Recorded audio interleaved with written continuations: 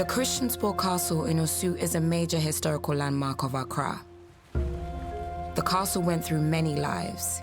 It was the headquarters of the British colonial administration during the times of the Gold Coast. It then became the seat of the government of Ghana from independence up until 2013. Today, it still harbors some maritime security installations.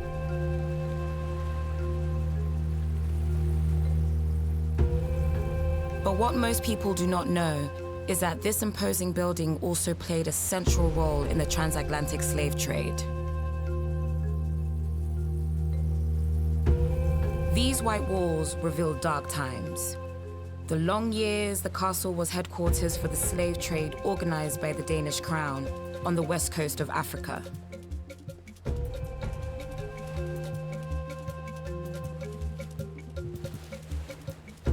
With this film, we reveal this tragic story.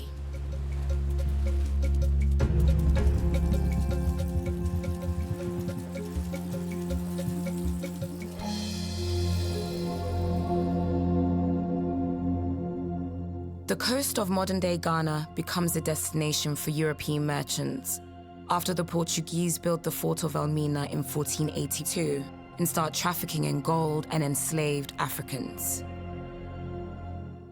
Following the Portuguese, most European nations built slave forts and trading lodges all along the coast to carry out their evil trade. In total, more than 60 European buildings are built here by the Dutch, the English, the Danes, the Swedes, and the Prussians. From the 16th to the early 19th century, more than 500,000 people will be forcibly displaced from the Guinea coast to plantations in the Caribbean, Brazil, and North America.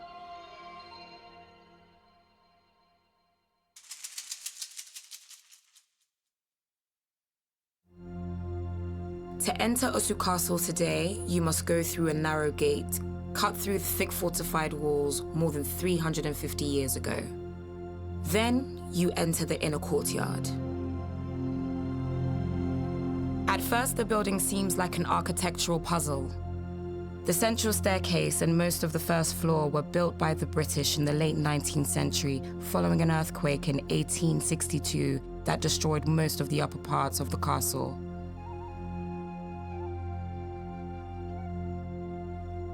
However, the structures on the ground floor with their typical Romanesque rounded arches date from the original Danish building.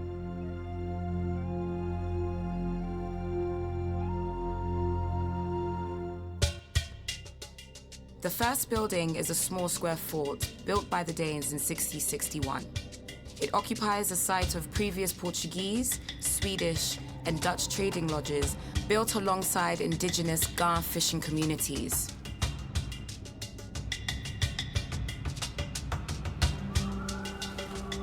The settlers choose the location for strategic reasons and lease the land from Mi Okaikoi, king of Gamashi. The fort dominates a small headland, which allows the Danes to monitor the activities of Fort Krefker, the only other European trading fort in the region built by the Dutch a few years earlier. The Danes call their fort Christiansborg after Christian V, the king of Denmark and Norway at the time. In 1685, the fort becomes the headquarters of the Danish administration. In the next century, it will grow into a castle 4 times its original size.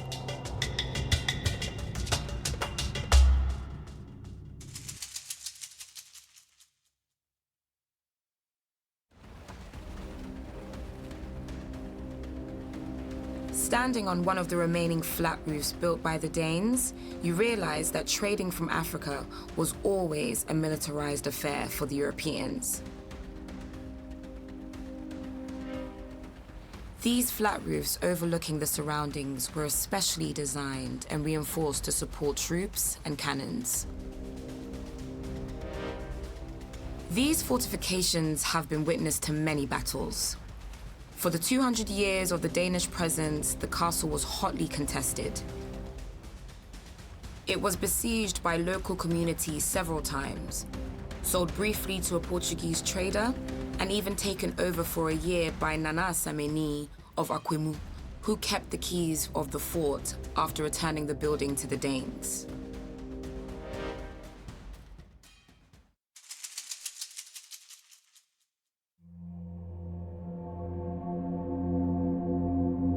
Going back inside the building, you discover the Governor's Council Hall. This room looking at the sea was the heart of the evil slave trade organized by the Danish governor. In this hall, generations of slave traders, both European and African, were received by the governor to negotiate deals over quantities of enslaved Africans, over banquets and long drinking sessions.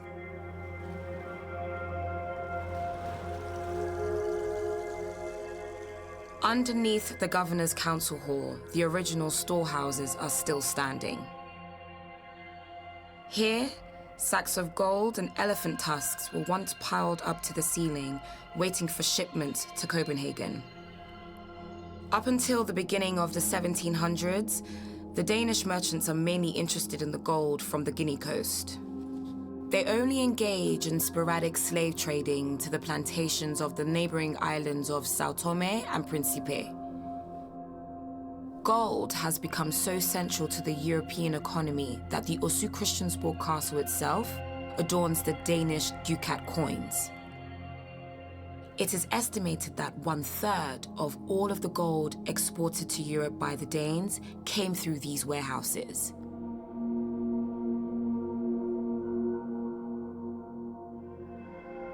But the courtyard doesn't just connect to merchandise warehouses. This black door leads to a much more violent place, the castle's main slave dungeons.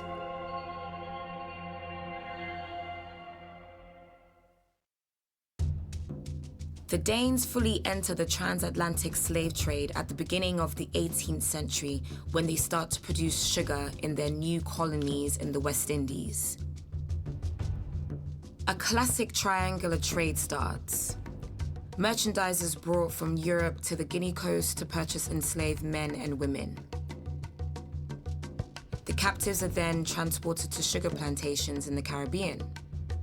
Finally, the raw sugar produced on the islands is brought back to Europe to be refined in the factories around Copenhagen.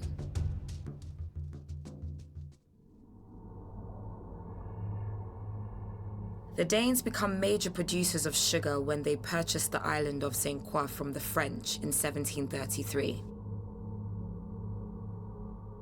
As we can see on this map produced at the time, the fertile island is divided into hundreds of plots for sugar plantations.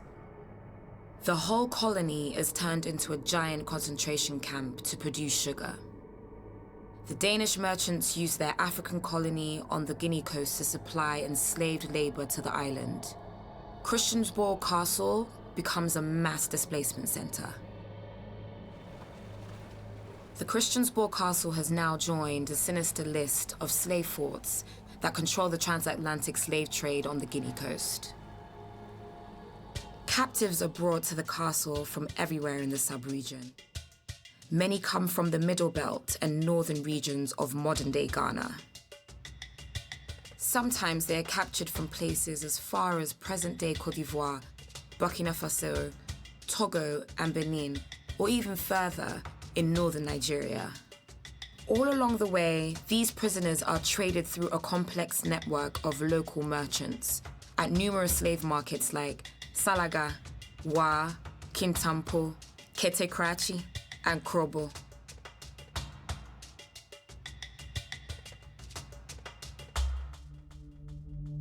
The never-ending demand for slave labor from the Danes and other European powers will profoundly transform the economic and social life of the whole region, spreading violence and conflict throughout the continent.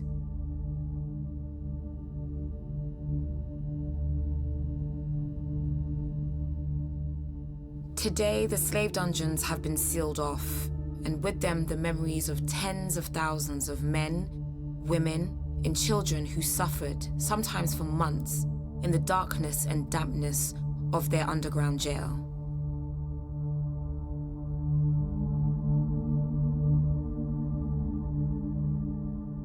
For the moment, only a narrow door out of the castle's fortifications symbolizes the final steps of the captives, dragged out of the dungeons onto the beach and loaded as cargo onto slave ships for a journey of darkness across the Atlantic and a life of captivity.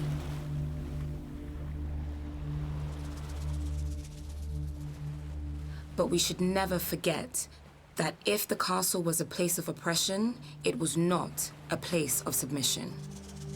During the whole period of the transatlantic slave trade, captives constantly resisted, like during this slave riot of the 25th of September 1749, described in the Christiansborg Secret Council report.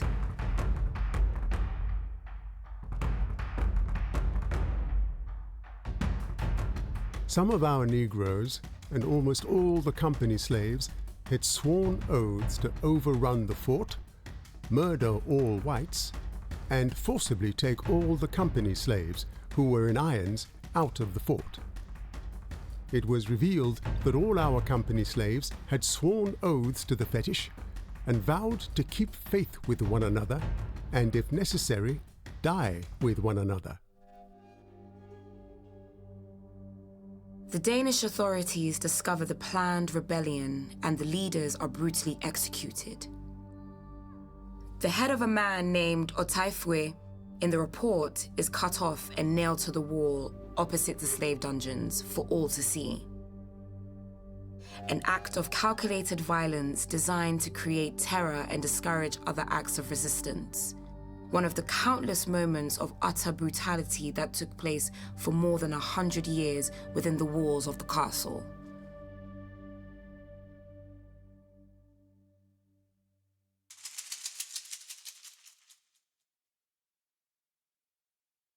At the end of the 18th century, 150 people live in the castle. A violent society cut off from the outside world, dominated by alcohol, conflict, intrigue, disease, and greed. New identities are emerging in that chaotic environment.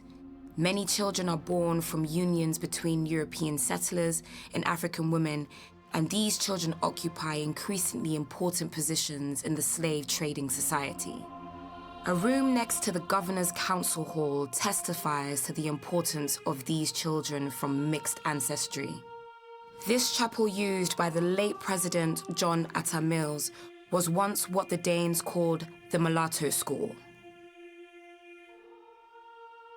Two worlds collided here.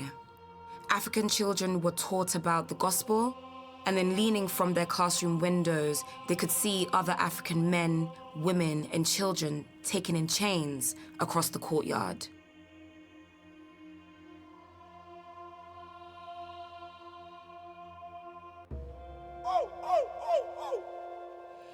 In 1792, Denmark becomes the first European nation to ban slave trading from the coast of Africa. The abolition is not enforced for the next 10 years, and the last slave ship only leaves the Christiansborg shores in 1806. But 120 years of Danish slave trading have deeply transformed the whole area around the castle. Osu has become a busy trading place where powerful private merchants are connected to Europe, the Caribbean, North America, and Brazil. A cosmopolitan part of Accra that will play an important role in the future of the city.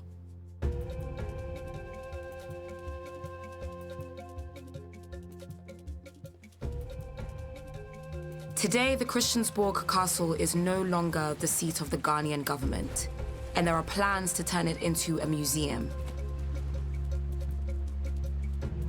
With careful conservation, as well as historical and archaeological research, the Osu Castle could finally release the remaining secrets of its violent past.